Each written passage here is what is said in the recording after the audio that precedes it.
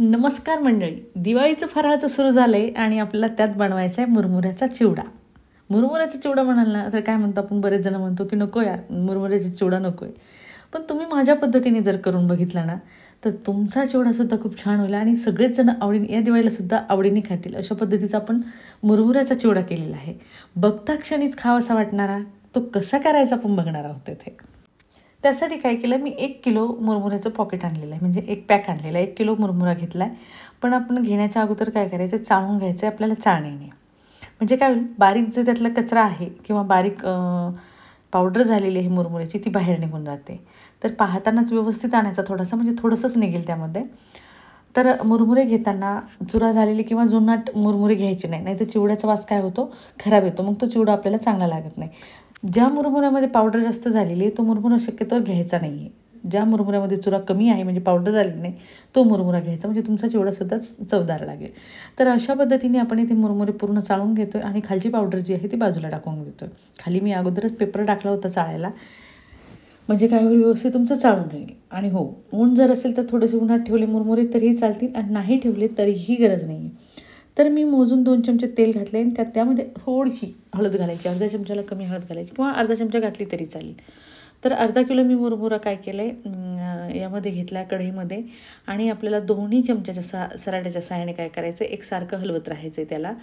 म्हणजे आपले मुरमुरे जे आहेत ना ते अगदी कुरकुरीत आणि खमंग भाजले गेले पाहिजे. पॉकेटातून काढल्यानंतर कुरकुरीतच लागतात, पण भाजल्यानंतर त्याची चव अजून छान होते चिवड्याची. म्हणून आपल्याला थोडेसे ते भाजून घ्यायचे आहे. आणि भाजताना काय करायचं, मंद गॅसवरती भाजायचे आहेत. नाहीतर काय होतं, मुरमुरा खाली लगेच करपून जातो. करपला की चिवड्यालासुद्धा वास करपल्यासारखाच लागतो. त्यामुळे भाजताना फक्त तेवढी काळजी घ्यायची आपल्याला. अगदी म्हणजे गॅस थोडीशी कढई गरम करून घ्यायची आणि गॅस एकदम कमी करायचा आहे. आणि एकसारखं दोन्ही चमच्याच्या सहाय्याने हलवत त्याला एकसारखं हलवून आपल्याला त्याला भाजून घ्यायचं आहे. आपल्याला मधोमध चेक करायचं आहे, दाबल्या क्षणीच मुरमुरा अगदीच खुसखुशीत झाला आहे का किंवा खाऊन बघायचा आहे, म्हणजे खमंग लागतो आहे का, तोपर्यंत आपल्याला तो भाजून घ्यायचा आहे. तर अशा प्रकारे तुम्ही इथे बघू शकता, मी दोन्ही चमच्याच्या सराट्याच्या सहाय्याने एकसारखं त्याला हलवून घेते, म्हणजे मुरमुरा हे आपला करपणार नाही आहे आणि व्यवस्थित भाजल्या जाईल. हे झालेत आपली मुरमुरे भाजून. पहिली बॅच जी आहे आपण मुरमुऱ्याची भाजून घेतली, दोनदा करून आपल्याला भाजून घ्यायचं आहे. कढई मोठी नसेल तर छोट्या कढईतसुद्धा आपण भाजून घेऊ शकता, थोडे थोडे करून भाजायचे आहे. तर परत मी चांगलं 2 चमचे तेल घातलं आहे, अर्धा चमचा त्यामध्ये हळद घातली आणि राहिलेले जे मुरमुरे आहेत ते पूर्ण आपल्याला त्यामध्ये घालून घ्यायचे आहे. ते सुद्धा आपल्याला अशाच प्रकारे भाजायचे आहेत. म्हणजे गॅस कमी करायचा आणि मंद आचेवर आपल्याला खरपूस होईपर्यंत आपले मुरमुरे भाजून घ्यायचे आहेत. तर हे भाजण्यावरती सुद्धा डिपेंड करतं तुमच्या. तुम्ही जर व्यवस्थित बिना करपता आणि व्यवस्थित खुसखुशीत होईपर्यंत, खमंगपणा येईपर्यंत भाजला ना तर चिवड्यामध्ये तुम्ही साधं लाल मिर्च पावडर आणि मसाला जरी टाकला तरीही छान तुमचा चिवडा लागेल. तर हे सुद्धा मुरमुरे मी काय केलं आहे, अगदी व्यवस्थित भाजून घेतलेले आहे. अगदी करपू पण नाही दिलेत आणि काहीच नाही. तर फक्त भाजताना थोडीशी काळजी घ्यायची आहे आपल्याला, बाकी काहीच नाही. तर इथे हे सुद्धा आपण मुरमुरे एकदा चेक करून बघणार आहोत आणि झालीत की नाही आपल्याला चेक करून बघून नंतर आपल्याला हे मुरमुरेसुद्धा त्या मोठ्या भांड्यामध्ये काढून घ्यायचे आहेत. म्हणजे काय होईल, आपल्याला व्यवस्थित त्याचं पूर्ण करून घेता येईल. तर हे सुद्धा मुरमुरे भाजून झाले आणि आपण त्या भांड्यामध्ये काढून घेतले. पण आता काय झालं, हे जे भांडं घेतलं म्हणजे आपण टोपलं घेतलेलं आहे, हे भांडं छोटं असल्यामुळे आपण मोठं भांडं घेणार आहोत. म्हणजे आपल्याला काय करता येईल, जो आपण मसाला मिक्स करणार आहोत चिवड्यामध्ये तो आपल्याला अगदी व्यवस्थितपणे एकसारखा लावून घेता येईल. तर इथे पूर्ण मुरमुरे आपल्याला एकत्र करून घ्यायचे. तुम्ही म्हणाल काही मुरमुरे पांढरे राहिलेत, काही मुरमुरे अगदी पिवळे झाले. असं काही नाही की लगेच पिवळे झाले पाहिजे, थोडेफार कमी जास्त झाले तरी चालेल. तर आता आपण घेतलं मिक्सरचं भांडं, त्यामध्ये घालायचं आहे आपल्याला 1 किलोच्या प्रमाणानुसार 1 चमचा धणे घालायचे, 1 चमचा बडीशोप घालायची आहे, 1 चमचा साखर घालायची आहे त्यामध्ये. हे प्रमाण तुम्हाला व्यवस्थित ठेवायचं, म्हणजे तुमचं जे मसाला होईल ना तो अगदी व्यवस्थित होईल. 1 चमचा मी इथे काळं मीठ घातलं आहे आणि आपल्याला यामध्ये घालायचं आहे चाट मसाला 1 चमचा, हळद घालायची आपल्याला 1 चमचा आणि हो, तुमच्याकडे आमचूर पावडर असेल ना तीसुद्धा घाला. माझ्याकडे संपलेली आहे म्हणून मी घातलेली नाही आहे. शक्यतो आमचूर पावडर घातली तर अजूनसुद्धा चव छान येईल. तर इथे आपण चिवडा मसाला घातला आहे चांगला 4 चमचे आणि लाल मिर्च पावडर घातलेली, कश्मीरी लाल मिर्च पावडर 4 चमचे, कलर येण्यासाठी. जास्त तिखट नाही आहे, थोडासा कलर आला की छान दिसतो चिवडा. तर इथे मसाला तुम्ही बघू शकता, आपण सोप आणि चाट मसाला जो घातला ना त्यामध्ये मीठ, काळं मीठ जे घातले ना त्याने अगदी चव जी आहे ना चिवड्याला खूप छान लागते. तर हा झाला आपला मसाला रेडी करून. तर आता आपल्याला काय करायची, एक छोटी कढई घ्यायची आहे.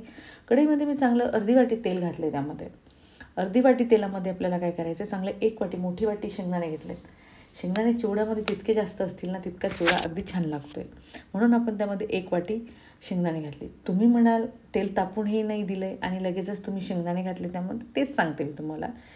तेल टाकलं की कढई थोडीशी गरमच असते आणि नंतर शेंगदाणे घालायचे. जितके व्यवस्थित आपले थंड तेलापासून शेंगदाणे तळतील ना तितके खमंग चिवड्यामध्ये जसे लागतात शेंगदाणे, खराब लागत नाही. तर तशाच पद्धतीचे हे आपल्याला शेंगदाणे लागतील. तर तळताना फक्त अशा पद्धतीने तळायचे आणि एकसारखं त्याला हलवत राहायचं, म्हणजे काय होईल, आतपर्यंत ते शेंगदाणे तुमचे तळल्या जातील. तर इथे तुम्ही बघू शकता अगदी हलके झालेत आणि तळेसुद्धा व्यवस्थित आहेत. आणि शेंगदाणे फक्त आपल्याला तडतडेपर्यंत अगदी आतपर्यंत तळेपर्यंत आपल्याला तळून घ्यायचे. तर इथे आता आपल्या शेंगदाणे चांगले तळून झालेत. तर पूर्ण चाळणीत आपण काढून घेतलेले आहेत, म्हणजे काय होतील, जास्त तळायचे नाही. जास्त जर तळे तर करपट लागतील, म्हणजे जळाल्यासारखे लागतील. व्यवस्थित आपला शेंगदाणा खमंग होईपर्यंत आपल्याला तळून घ्यायचा आहे. तेल पूर्ण काढून घेतलं आहे मी. अजिबात तेलकटसुद्धा तुमचा चिवडा होणार नाही. बरेच दिवस तुमचा चिवडा टिकेल अशा पद्धतीचा आपण चिवडा केलेला आहे. तर त्यामध्ये घालायचे आता शेंगदाणे. आपण जे तळून घेतलेले शेंगदाणे आहेत ना ते घालायचे. शेंगदाणे झाल्यानंतर आपल्याला त्याच कढईच्या तेलामध्ये, तापलेल्या तेलामध्ये घालायचे खोबऱ्याचे काप. तुम्हाला अजून आवडत असतील तर अजून घातले तरीही चालतील. तर इथे खोबऱ्याचे कापसुद्धा आपल्याला पातळ पातळ, आपण जी खिसणी वापरतो ना खोबरं किसायची, खोबऱ्याचं किस करायची, किंवा आपण चिप्स करतो त्या खिसणीने सुद्धा तुम्ही करू शकता. तर इथे आपले खोबऱ्याचे जे काप आहेत थोडेसे ब्राऊन झालेले आहे. कढई आपण ज्यावेळेस बाहेर काढून घेतो ना नंतर थोडेसे परत ब्राऊन होतात ते. तर तेलातून काढताना अशा स्टेजवरती जर काढले ना तर ते करपट होत नाही. नाहीतर खूप खोबरं जळाल्यासारखं होतं, म्हणजे खोबऱ्याचे काप जळाल्यासारखे होतात. तर हे झालं आपलं खोबरं तळून, म्हणजे नारळाचे जे काप आहेत, खोबऱ्याचे काप आहेत ते तळून झालेत. ते सुद्धा आपण टाकून घेतले. नंतर घालायचं आपल्याला त्यामध्ये चांगला 1 मोठी वाटी भरून कढीपत्ता. कढीपत्तासुद्धा आपण त्या तेलामध्ये तळून घेतो आहे. जोपर्यंत कढीपत्त्याचा तळण्याचा आवाज बंद होत नाही तोपर्यंत तळून घ्यायचा आहे. म्हणजे काय म्हणजे एखादं पान जर कच्चं राहिलं तर चिवडा आपला खराब होऊ शकतो किंवा नरम पडू शकतो. त्यामुळे कढीपत्तासुद्धा अगदी व्यवस्थित आपल्याला तळून घ्यायचा आहे. तर इथे कढीपत्तासुद्धा आपला तळून झाला आहे, पूर्ण तेलामधला काढून घ्यायचा आहे. आणि नंतर आपल्याला काय करायचं, पूर्ण काढून घेतल्यानंतर हा कढीपत्तासुद्धा आपल्याला ह्या चिवड्यामध्ये घालायचा आहे. तर हे झालं आपला कढीपत्ता तळून आणि चिवड्यामध्ये टाकून झाला आहे. त्यासाठीच सांगते मी तुम्हाला, मोठ्या भांड्यात घेतलं ना तर तुम्हाला सोपं जाईल करायला. तर हा कढीपत्ता झाला, खोबऱ्याचे काप झाले आणि गॅस बंद केला आहे मी तेलाचा. आणि हा जो मसाला आपण तयार करून घेतला आहे तो घेतला आहे आणि गॅस बंद केलेल्या तेलामध्ये आपल्याला हा मसाला फ्राय करून घ्यायचा आहे. कारण फार गरम करायचं नाही मग तेल, नाहीतर काय होईल, तुमचा मसाला करपून जाईल आणि तिची चव जी आपल्याला चिवड्याला पाहिजे ती येणार नाही आहे. तर हा मसाला अगदी महत्त्वाचा आहे चिवड्यासाठी. तुम्ही करून बघा. फक्त आमचूर पावडर तुमच्याकडे असेल तर तीसुद्धा 1 चमचा त्यामध्ये घालायची आहे. त्याने खूप छान चव येते चिवड्याला. तर हा मसाला मी त्यामध्ये चिवड्यामध्ये घालून घेतला आहे, मुरमुऱ्यामध्ये. पूर्ण मसाला घालून घेतल्यानंतर खालचे मुरमुरे घ्यायचे थोडेसे आणि कढईमध्ये आपल्याला पूर्ण एकसारखे फिरून घ्यायचे, म्हणजे राहिलेला जो मसाला आहे तो कढईमधला पूर्ण चिवड्याला आपल्याला लागून जाईल. आणि थोडासा मसाला आपल्याला थंड होऊ द्यायचा आहे. आणि नंतर काय करायचं, आपल्याला हे जो मसाला आहे त्याला एकजीव करून लावून घ्यायचा आहे आपल्याला. हाताने एकसारखा चोळून लावल्यानंतर काय होतं, तो जो मसाला आपण तळून घेतलेला आहे ना तो थोडासा घट्ट असतो. त्यामुळे काय करायचं, हाताने चोळून लावायचा आहे आणि नंतर मसाला एकजीव करून घ्यायचा आहे. नंतर घालायची आपल्याला त्यामध्ये मस्त जिरे पावडर. तर चांगली 1 चमचा जिरे पावडर घातली आणि चवीनुसार मीठ घालून घेतलं आहे मी. तर आकाराने मीठ घालायचं आपण. काळं मीठसुद्धा आपण मसाल्यामध्ये वापरलेलं आहे. आणि मुरमुऱ्यामध्ये ऑलरेडी थोडासा खरटपणा म्हणजे मीठ असतं. त्यामुळे चिवड्यामध्ये ज्यावेळेस मीठ घालतो आपण तो काळजीपूर्वक घालायचं, म्हणजे व्यवस्थित घालायचं आहे. तर हा झाला आहे आपला मुरमुऱ्याचा चिवडा, दिवाळीचं फराळ. तुम्ही म्हणाल असं काय आहे वेगळं, तुम्ही करून बघा. जो मसाला मी ट्राय केला आहे आणि अशा पद्धतीने तुम्हाला थोडंसं स्पायसी हवं असेल तर थोडंसं लाल मिरची पावडर वाढवली तरी चालेल किंवा मसाला वाढवला तरी चालेल. पण खायला खूप रुचकर होईल, हलकं फुलकं होईल. परत तेलकटसुद्धा तुमचा चिवडा नाही आहे. तर 1 महिना आरामशीर तुमचा चिवडा राहू शकतो. मुलांना कांदा टमाटर दिवाळीच्या वेळेस काय होतं, मुलं आजूबाजूचं जास्त खायचं करतात भाजीपोळीपेक्षा. तर यामध्ये तुम्ही कांदा टमाटर कोथिंबीर टाकून आणि थोडंसं पुदिन्याचं पाणी किंवा नुसतं नॉर्मल टोमॅटो सॉस टाकून खाल्ला तरीही खूप छान लागेल. अगदी मस्त चिवडा झाला. किंवा तुम्ही नुसताही खाऊ शकता, इतका छान चिवडा झालेला आहे. फक्त तिखट तुमच्या आवडीनुसार घालायचं आहे.